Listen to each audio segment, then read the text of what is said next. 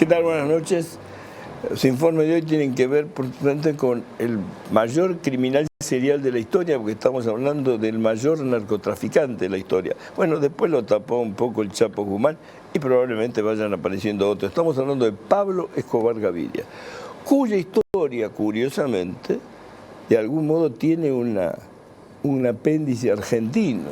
No por el consumo de droga, porque con droga se consume todo el mundo, pero su mujer terminó viviendo en la Argentina, que era su mujer y su hijo. No sé si sigue viviendo o no, pero lo cierto es que terminó siendo una historia ligada a la Argentina. La historia de Pablo Escobar Gaviria, ustedes saben, fue el mayor narcotraficante de la historia hasta que aparecieron estos nuevos personajes, pero además de todo era un hombre que quería tener inserción política, se quería meter en la política, tenía un club de fútbol, la historia es una historia realmente apasionante y tengan en cuenta que llegó durante muchos años a ser el hombre más rico del mundo. Después aparecieron las grandes fortunas tecnológicas, pero estos, digamos, figuraban todos los narcotraficantes en época que era exótica la cifra, con 2.000, 3.000, 4.000 millones de dólares.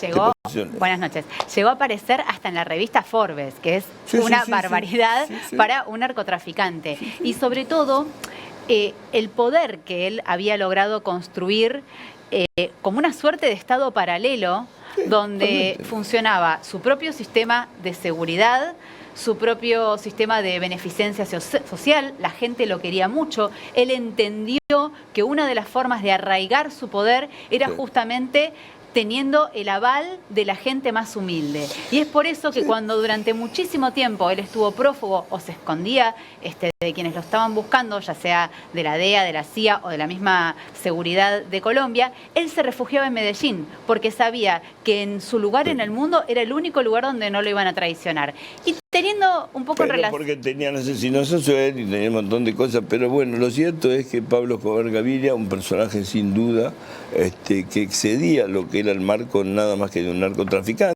tenía excentricidades, zoológicos propios, hasta creó toda una mística alrededor. Se construyó una cárcel, con eso vale todo. Vamos a ver la primera parte de la historia de Pablo Escobar Gaviria.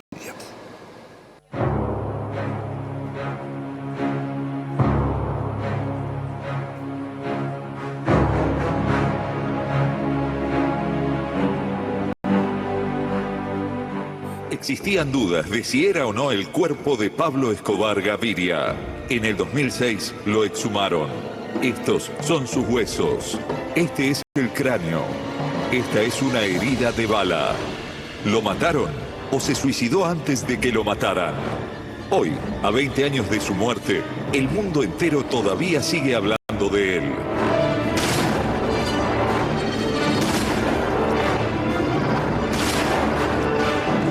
Este es el estremecedor relato del asesinato de uno de los criminales más sanguinarios y temidos de la historia universal.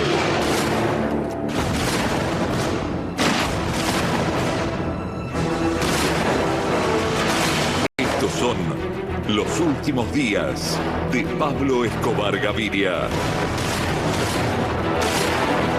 Todo el mundo recuerda este día, el día que mataron a Pablo Escobar. Las imágenes del capo muerto y de su entierro todavía están frescas en la memoria de un país que no se ha olvidado del criminal más grande de los últimos tiempos. Pero ese entierro no significó la paz, ni para Colombia ni para el propio Pablo Escobar, quien a fines del 2006 fue desenterrado por instrucciones de su propia familia. Todo comenzó a las 6 en punto de la mañana. Dieron las primeras paladas para sacar el pasto y las lápidas de mármol que estaban sobre la tumba de Pablo Escobar y Abel, su padre, quien murió en el 2001 y que pidió como último deseo ser sepultado al lado de su hijo. Nicolás Escobar, el sobrino predilecto de Pablo Escobar, se encargó de controlar la tarea y dar las instrucciones a los empleados municipales. Sin embargo, media hora más tarde apareció la mujer del capo, María Victoria Henao, quien desde hace varios años cambió su identidad para vivir junto a sus hijos en Argentina, lejos del legado violento que le dejó su marido. Aquel día vestía de luto y todo el tiempo registraba lo que pasaba con una pequeña cámara digital. En pocos minutos quedó al descubierto el primer féretro, el de Abel, padre de Pablo. 1 hora y media más tarde, los empleados finalmente encontraron el ataúd de Pablo Escobar. El tiempo ha hecho estragos en el ataúd y la inminente aparición del cuerpo genera un clima tenso, cargado de dolor y curiosidad. Nicolás sigue dando instrucciones a los empleados, mientras les pide que los huesos sean tratados con mucho cuidado. Poco a poco los huesos de Pablo Escobar son colocados adentro de un nuevo ataúd. Finalmente aparece el cráneo de Pablo Escobar Gaviria. Con delicadeza, el sepulturero le entrega el cráneo del capo de la cocaína a Nicolás, su sobrino. El sobrino lo mira y reconoce un rasgo inconfundible. El bigote está puesto acá. Aquí está el bigote del tío. Las hermanas del capo reconocen los objetos con los que fue sepultado. Sin embargo, para acabar de responder las dudas sobre si era o no Pablo Escobar, la viuda pregunta por el orificio de bala que le quitó la vida. ¿A qué lado tenía el orificio? Tía, yo le veo el orificio aquí, que fue donde salió. Luego repasan una teoría que para la familia Escobar es una certeza. Al capo no lo mataron, se suicidó. Sí, claro. Se mató. Claro, lógico.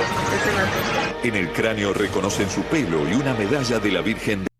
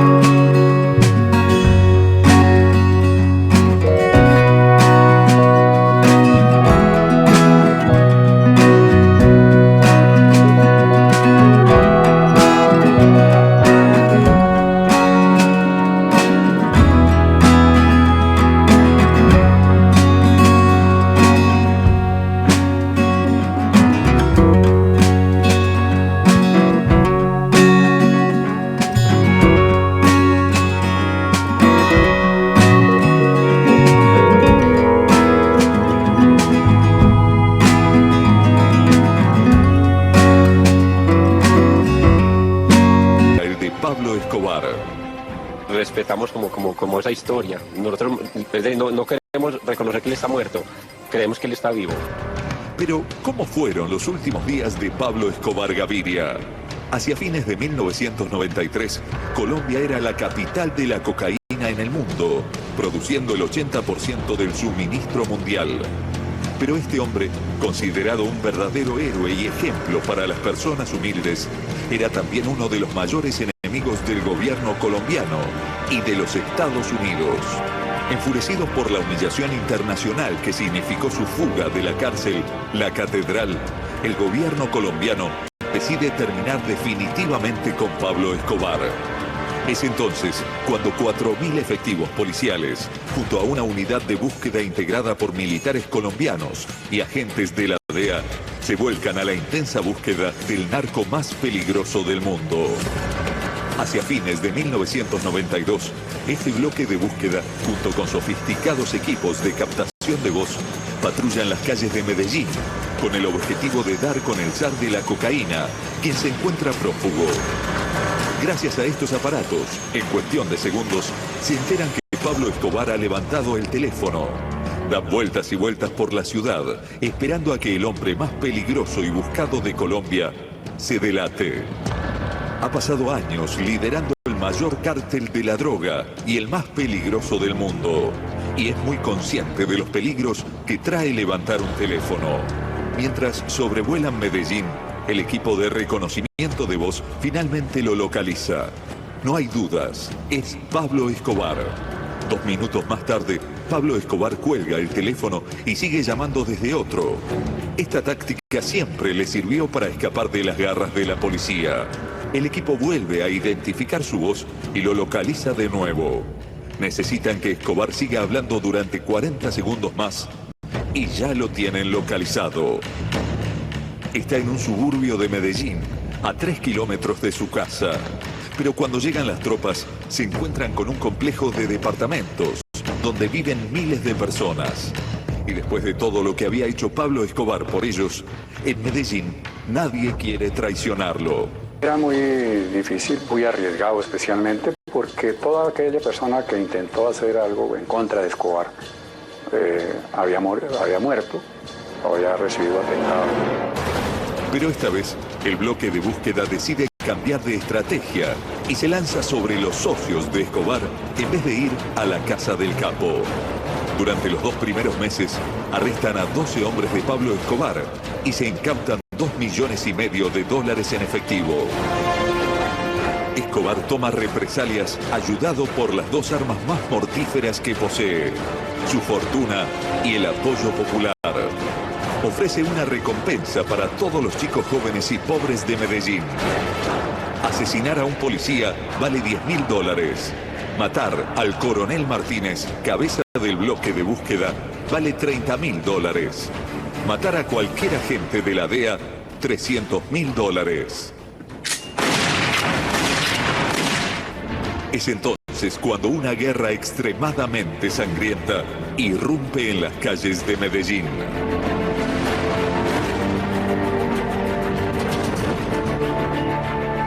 Todos los días mataban policías, todos los días había carrobombas. Para el final de ese año, habían muerto 65 policías. Y en la primera noche matamos 17 policías. Y como los policías vivían en los barrios populares, los empezamos a atacar en los barrios populares y ahí se cuajó la guerra. Los muertos ahí fueron bastanticos. ¿Usted mató policías? Sí, claro, y los pagaba también. ¿Sí? Salíamos a enfrentarlos, mano a mano. Y Pablo Escobar hacía retenes y como si fuéramos ley, nos disfrazábamos de policías para matar policías. Habían policías que mataban policías, les pagábamos a los policías la muerte de los policías, compramos los fusiles de la policía, eso fue una locura. Pablo Escobar vuelve a ofrecer su rendición una vez más, pero esta vez, además de pedir una pena de cárcel bastante corta, también le pide al presidente de Colombia, César Gaviria, que disuelva el bloque de búsqueda conformado por agentes de la DEA. Si no ceden a sus peticiones, Pablo Escobar amenaza con empezar con una campaña de atentados como nunca se ha visto en Colombia. Es que la guerra contra Pablo fue, para mí, lo más aterrador, hermano.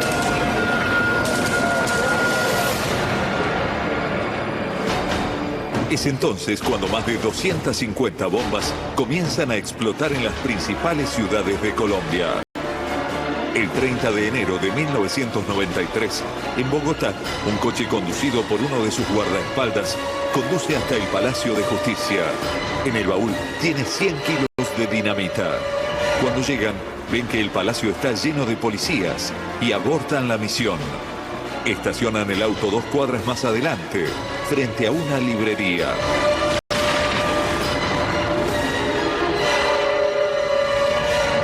La bomba deja un cráter de 5 metros de profundidad. Mueren 25 personas inocentes.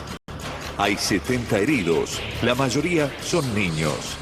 Sin embargo, 2 días más tarde sucede un extraño acontecimiento. Cerca del lugar donde explotó la bomba, encuentran el cuerpo de uno de los hombres más cercanos a Pablo Escobar con un mensaje atado alrededor del cuello. Lo firman los Pepes. Los Pepes es la sigla que significa perseguidos por Pablo Escobar. Durante los siguientes meses aparecen centenares de cuerpos mutilados. Todas las víctimas eran hombres de Pablo Escobar.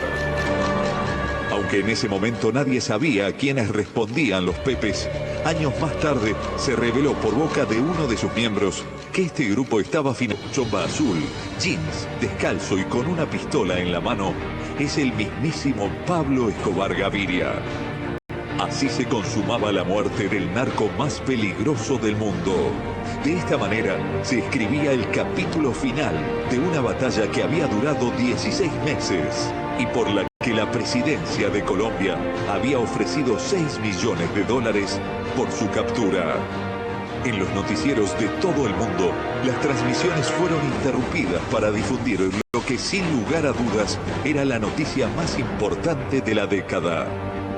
Alrededor del planeta, cientos de televidentes esperan ansiosos las primeras imágenes que le confirmen la muerte del narcoterrorista más buscado del mundo. Al día siguiente de su muerte, mientras una parte de Colombia festejaba la noticia, otras miles de personas se acercan para rendirle honores. Pero lo que nadie reparó en ese momento es que a Pablo Escobar le habían recortado el bigote y se lo habían dejado a la manera de Adolf Hitler, como una especie de burla de parte de los militares colombianos. Sin embargo, a 20 años de su asesinato, y aunque parezca increíble, todavía persiste una duda. ¿Lo mataron o se suicidó? Muchas casas humildes de Medellín tienen la foto de Pablo Escobar entre las estampitas de vírgenes y cristos, y cada aniversario de su muerte le encienden una vela en su memoria. Este es el capítulo final de un bandido que se convirtió en leyenda.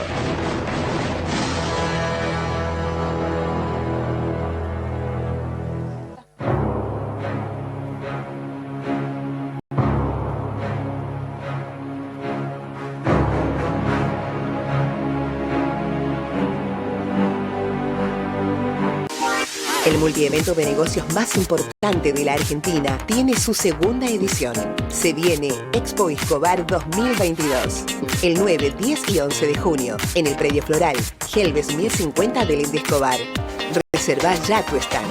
Más información e inscripciones en www.escobar360.escobar.gov.ar.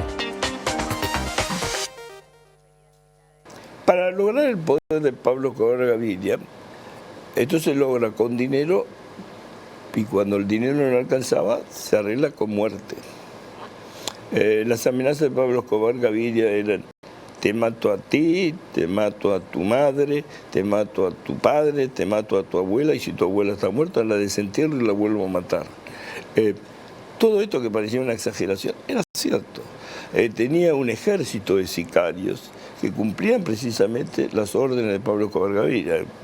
Algún enemigo que aparecía o una competencia que ellos querían eliminar, un oponente, quizás alguien de la política. Se cargaron muchísimos muertos políticos, y también bajo el lema de plata o plomo, porque primero iba por las buenas, digamos, te intentaba comprar, y a veces iban directamente plata, por la mala, y si no, plomo. Pero tenía un ejecutor central que se llamaba Popey, ¿sí? Su sobrenombre era Popey. Estuvo muchos años preso, llegó a vivir en libertad, escribió memorias sobre eso, se hicieron películas sobre la historia de Popey. Sí, 23 años preso. Popey, según confesiones de él, mató 1.500 personas. Uno dice, bueno, a ver, no era un ejército. No, pero es muy probable que la cifra haya sido cierta. Nosotros en varias oportunidades hablamos con Popey. Popey no tenía ningún tipo de remordimiento sobre eso. Era un asesino, confeso. Claro. Lo hacía con orgullo, su efectividad y todo. Incluso pero como él, de 1.500 asesinatos. Como él había ya incluso cumplido su condena, porque él estuvo 23 años preso, ya sentía que tenía cierta libertad o impunidad para hablar del tema. A meterlo preso, no sé cómo era la historia, tengo que hay una parte que lo queríamos volver a meter preso. Lo cierto es que, bueno, finalmente la justicia terminó siendo el tiempo, y el tiempo lo enfermó a Popey, probablemente el mayor asesino serial después de su jefe, que las ordenaba, por supuesto. Cuando ustedes oigan a Popey hablar de cómo era el sistema de muertes y cómo lo hacía, es escalofriante. ¿Qué fue lo que más te impresionó de su relato, Chiche? Porque para él era un trabajo. La naturalidad. Naturalidad, sí, un trabajo. Como si yo le dijera, bueno, cambiame el vidrio este. Entonces decían, hay que matar a fulano, ni preguntaban ni si era hombre, mujer. Esta persona iban y le mataban. Además era jefe sicario, con lo cual tenía a su vez, pero digamos, cuando quería ejecutar a alguien de confianza o que era realmente tenía que estar asegurado que se concretara la muerte, lo mandaba Popeye. Claro. Pero Popeye nunca tuvo remordimiento sobre esto. ¿Y por qué tenía esta necesidad también de contarlo? Porque uno puede hacer un montón de cosas y no tener la necesidad de salir en todos los programas de televisión a contarlo. Era parte de la locura de Popeye. Claro. De algún modo él creo que pensaba que de ese modo también lavaba su culpa. Lo cierto es que el mayor sicario, conocido sicario a sueldo de la historia, y confeso, Popeye, está en la nota.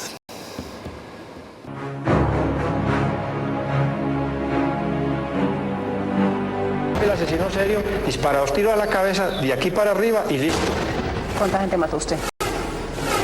Es que contarlo es muy berraco porque eso no lo hace ningún psicópata. Yo calculo que para unas 250 personas con mi propia mano y soy cómplice de los otros muertos.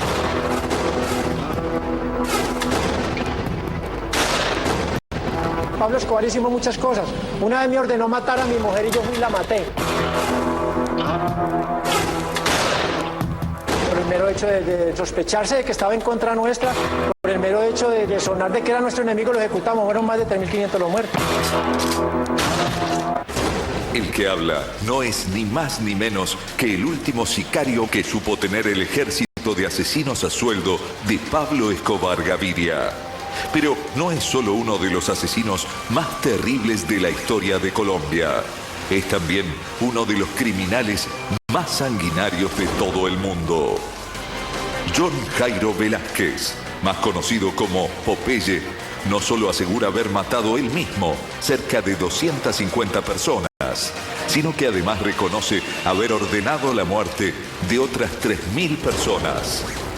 Aunque usted no lo crea, a pesar de esto, Popeye solo estaba condenado a 30 años de prisión. Después de haber cumplido 22 años de condena, recuperó la libertad por buena conducta. Mi primer delito, yo nunca he participado en delitos menores de hurtos pequeños. Mi primer delito es un asesinato. Se da cuenta uno que tiene estómago para el crimen, porque uno mata a una persona y se va para la casa normal, va y almuerza normal, duerme normal.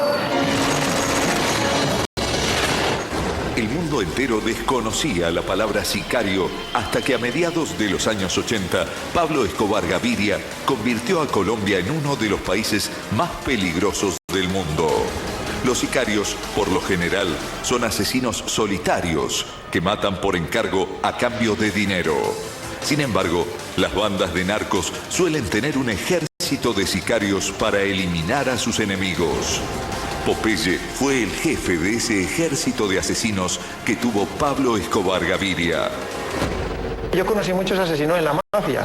Hay unos que cierran los ojos, le pegan 30 balazos por aquí, por allá, en un pie, en una oreja y no pasa nada, ¿sí me entiende? En cambio, el asesino serio dispara 2 tiros a la cabeza, de aquí para arriba y listo. Y el asesino profesional trabaja con revólver porque el revólver nunca se traba. En cambio, la pistola se puede trabar y lo deja usted enredado en el problema.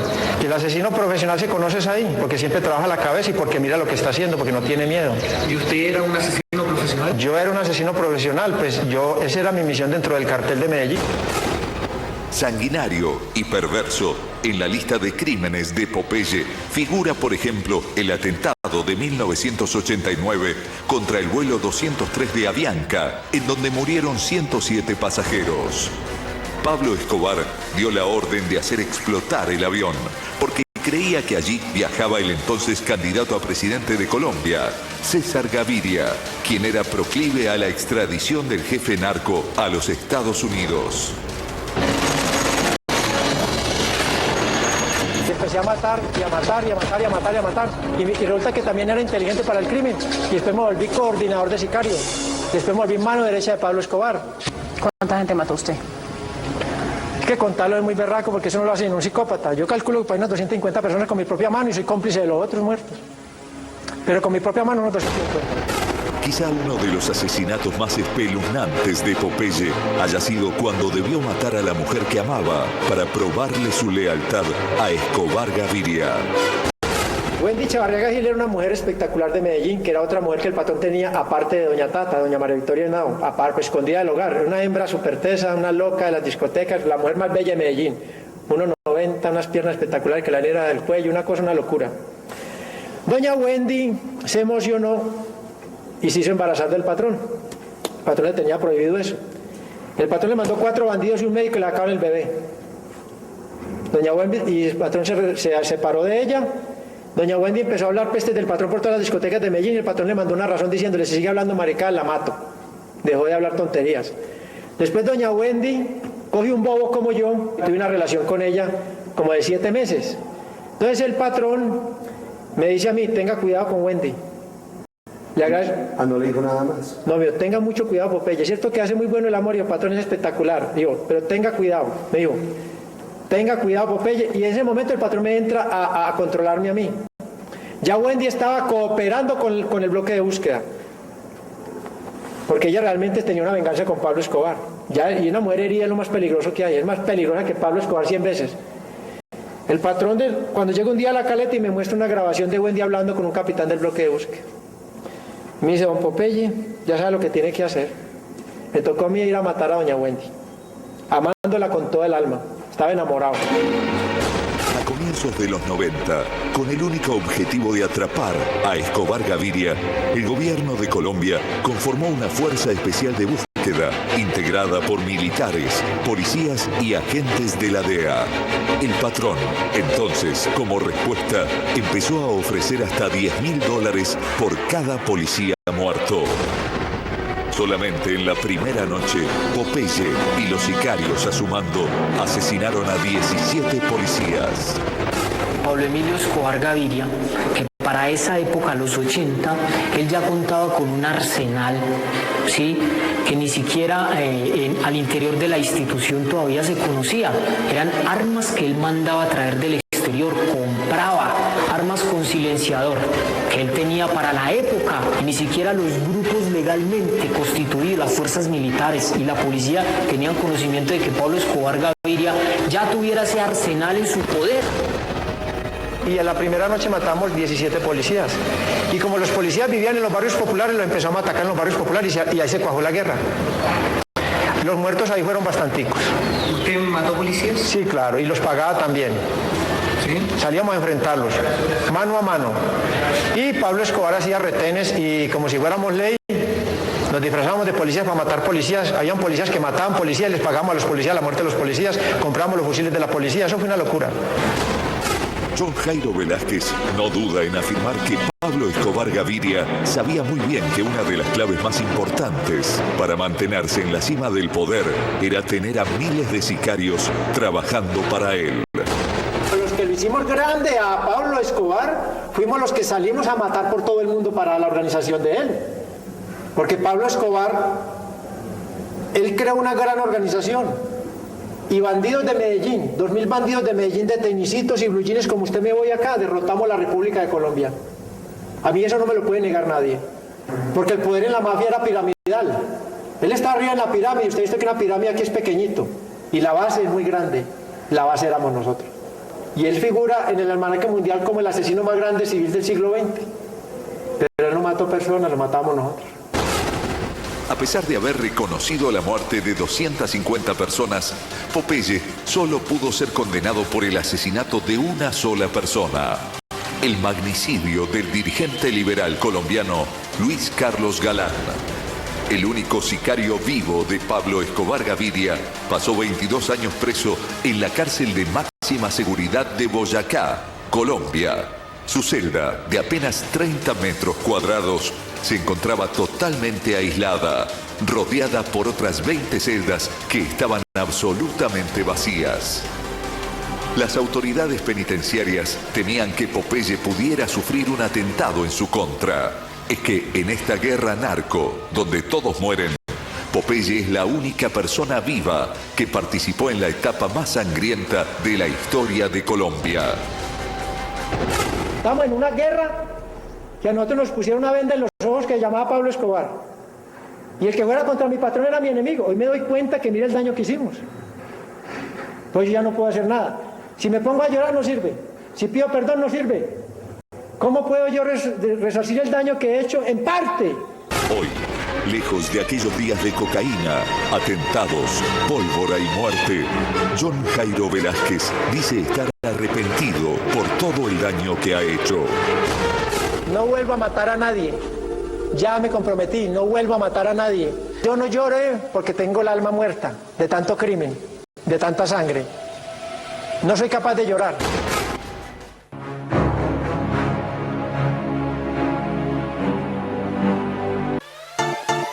En los meses de aislamiento social preventivo y obligatorio aprendimos muchas cosas. No te las olvides.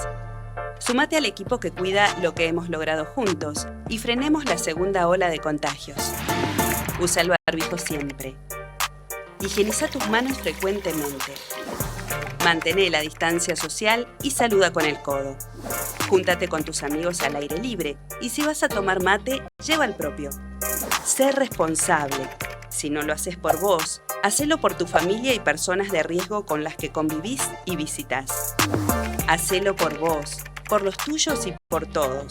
No retrocedamos ni un solo paso. De vos depende.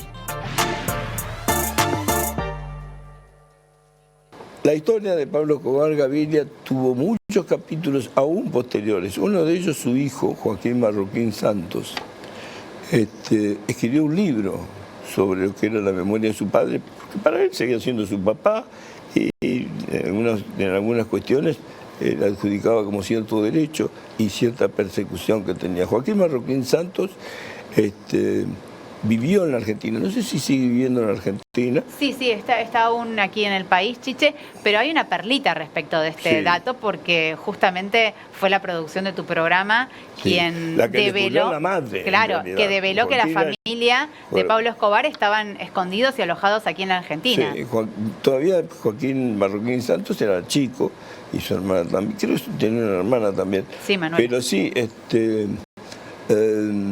la presencia de la mujer de Pablo Escobar Gaviria sí fue descubierta por nuestro programa, por infidencia, por supuesto que se produjo. Te iba a preguntar eso, un dato tan reservado, incluso ya con otra identidad, ¿no? Habiendo cambiado su identidad. Con otra identidad. ¿Cómo a ustedes les llega esta información?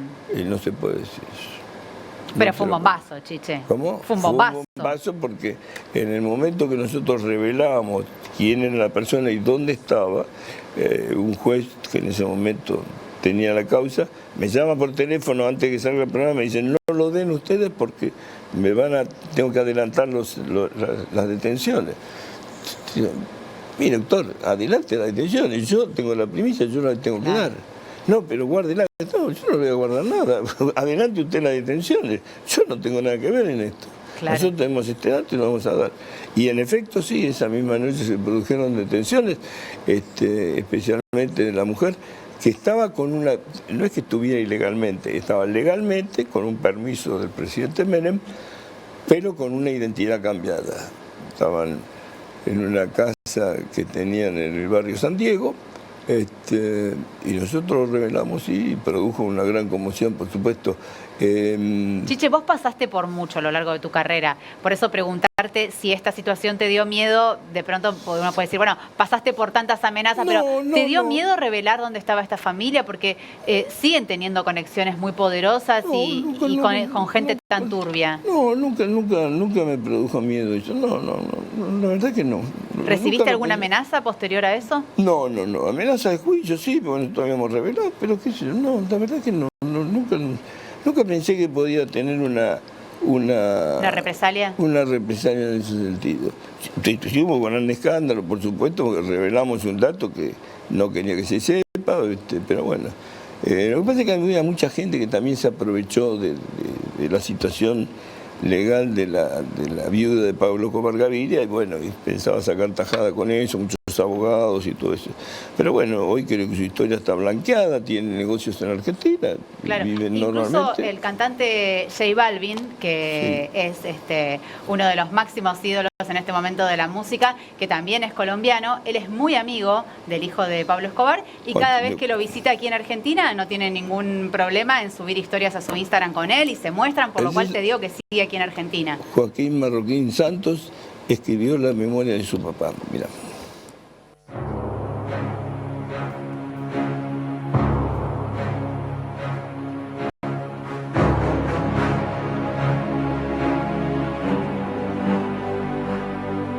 Pablo Escobar, además de mi padre, yo siento que fue un hombre que nos mostró a los seres humanos los extremos a los que podemos llegar en términos del amor y en términos de la violencia. Creo que mi papá en esas dos áreas de su vida se fue, digamos, al máximo, entre la violencia y el amor hacia sus seres queridos y la violencia al exterior, ¿no? Hacia todos los que están afuera, hacia aquellos que se le atravesaban en su camino, sean políticos, policías, enemigos, narcotraficantes, de todas las clases. Siento que mi padre fue quizá uno de los delincuentes más conocidos del siglo pasado, o que por lo menos mayor atención mediática se le ha dedicado, sin duda. ¿Y qué es lo bueno de él que tú recuerdas? Lo bueno de él creo que es el habernos mostrado el camino que no tenemos que recorrer, y también hay muchos valores que mi padre, a pesar de esa vida que eligió recorrer y de ese camino de violencia y de una total ausencia de valores humanos, pues hay una gran paradoja en todo esto, y es que él me educa a mí sintiendo su deber y su responsabilidad como papá, y me inculca valores que él no practica en su cotidianidad, ¿no? Entonces, yo siempre he dicho, puedo tener un montón de críticas hacia Pablo Escobar, la persona, el bandido y aquella que estaba por fuera del hogar, pero otras críticas son bastante menores en términos de cómo fue su crianza conmigo, cómo me llevó adelante, un tipo muy cariñoso conmigo. Me dio exclusivamente amor, con lo cual a mí se me ha hecho difícil juzgarlo desde ese lugar, pero ese amor tampoco me ha enceguecido frente a esa gran cantidad de violencia. Mi padre fue un tipo muy frontal. Cuando yo tenía 7 años me llamó, me sentó y me dijo, soy un bandido y a eso es a lo que me dedico.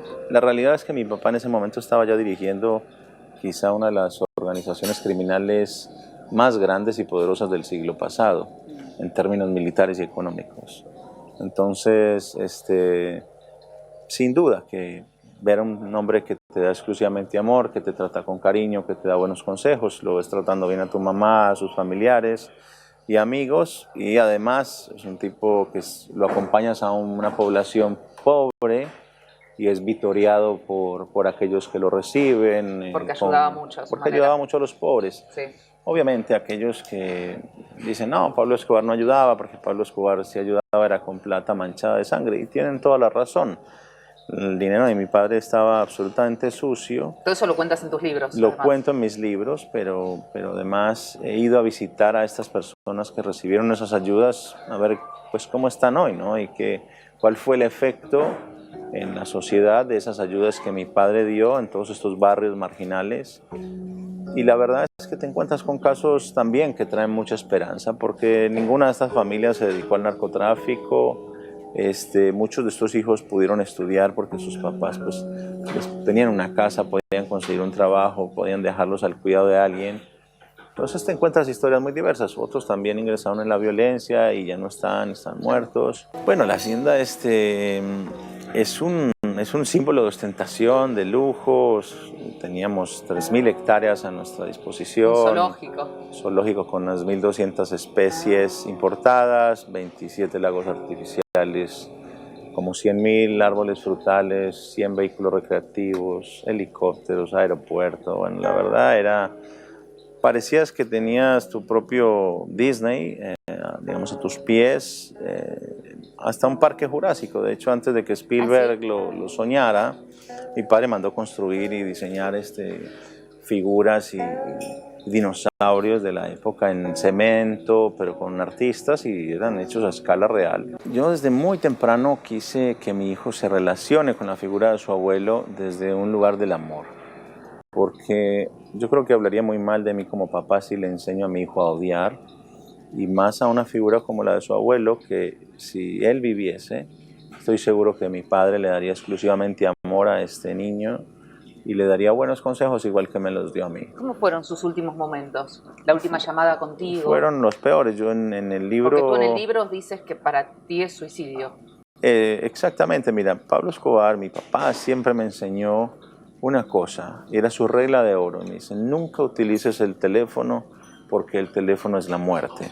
Son palabras textuales. Y yo le decía, ¿por qué no? Y me dice, porque a todas las personas que quise matar, palabras literales de mi papá, las agarré por el teléfono. Entonces, nunca ni tengas un teléfono en tu casa, ni cerca tuyo. Que si lo tienes, estás muerto. Durante 10 años mi padre aplica sistemáticamente esa regla de oro, por eso nunca lo pueden agarrar, porque no tenía nunca un teléfono al lado. Por eso fue exitoso en su huida, y ni los norteamericanos, ni toda su fuerza de inteligencia, ni sus enemigos de los carteles, nunca lo pudieron ubicar, porque no tenía ese teléfono. Hasta los últimos días Hasta que el 2 de usar. diciembre de 1993, que de nunca usar en 10 años un teléfono, ese día llama 10 veces a su familia a un hotel que era propiedad de la Caja de Retiro de las Fuerzas Militares de Colombia. O sea, más intervenido ese teléfono no podía haber estado. ¿Y qué te decía? Y él llamaba para saber cómo estábamos, pero yo entendí que él se estaba queriendo dejar encontrar y estaba tirando la toalla en ese momento. Yo ¿Te lo diste entendí cuenta con en ese claridad. momento? Claro, además, pues hay evidencias irrefutables de que sí me di cuenta, porque en reiteradas oportunidades yo le cuelgo a él el teléfono y le digo, no me llame más, estamos bien, y le cuelgo para protegerlo a él. Y te vuelve a llamar. Y vuelve y llama, ya no pide por mí, ya pide por mi mamá, porque sabe que mi mamá no le va a colgar. Y él necesita permanecer más de 1 minuto en el teléfono para poder ser rastreado. Entonces, en definitiva, mi padre, nosotros estábamos en una condición de rehenes del Estado colombiano. A los medios de comunicación sí se les decía, no, lo estamos protegiendo, lo estamos cuidando, pobrecitos, para que no les pase nada. A la par que estaban desapareciendo personas de nuestro entorno, torturando y desmembrando gente. Pero a los medios se les decía que nosotros estábamos pues, bajo un régimen de protección, la verdad que ni un rasguño nos fuese a pasar. Pero la realidad tras bambalinas es que a mi padre le queda muy claro que su familia entera va a aparecer muerta si él no aparece muerto. Y en uno de sus actos más grandes de amor hacia su familia, pues decide quitarse la vida. ¿Qué fue lo último que le dijo en el último llamado? Ahorita lo llamo. Fue lo últimas literales palabras. Ahorita lo llamo y me quedé esperando ese llamado. Obviamente a los 10 minutos suena el teléfono y es una periodista diciéndome, tu papá está muerto.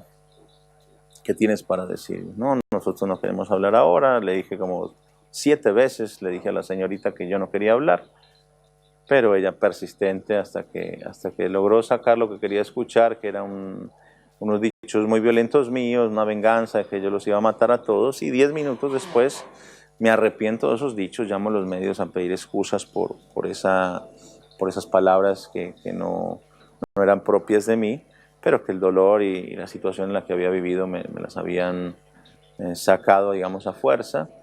Y hace 25 años de ese episodio, hace 25 años que vengo cumpliendo la segunda promesa, no la de la venganza, que es la primera, es la de la paz, que es la segunda. Hasta ahora 150,000 chicos en México me han escuchado. Hace un trabajo de 4 años para que toda esta cantidad de chicos me puedan escuchar.